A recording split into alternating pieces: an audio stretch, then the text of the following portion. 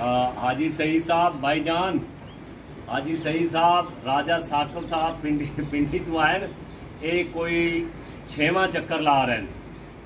ए कट्टे दे पिछू ना 6वां चक्कर ला रहे हैं भाईजान। इन्हें आके अज मजबूर किया ते ए 15 लाख रुपए का ए कट्टा और टीपू जिहड़ा ना रखे जनाब ने ना, ये 15 लाख रुपए का भाईजान अज लिया ने।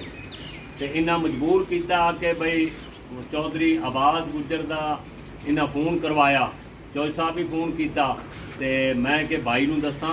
हाजी साहब तो फिर साडे पिछू वो बड़ियां हाजी साहब नूं गल्लां दसनियां पौंदियां ते ये बार राजा साकब दे सर अल्लाह नसीब करे इन्ना कट्टा लै लिया भाईजान।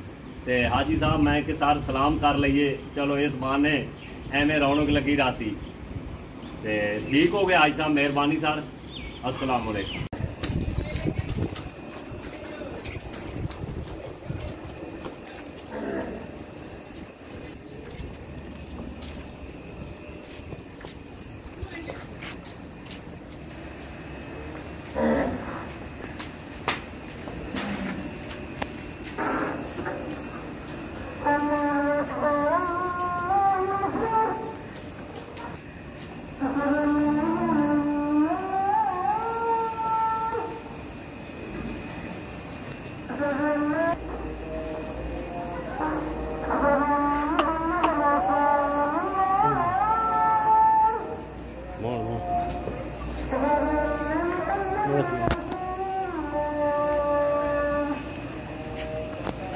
ini melawak.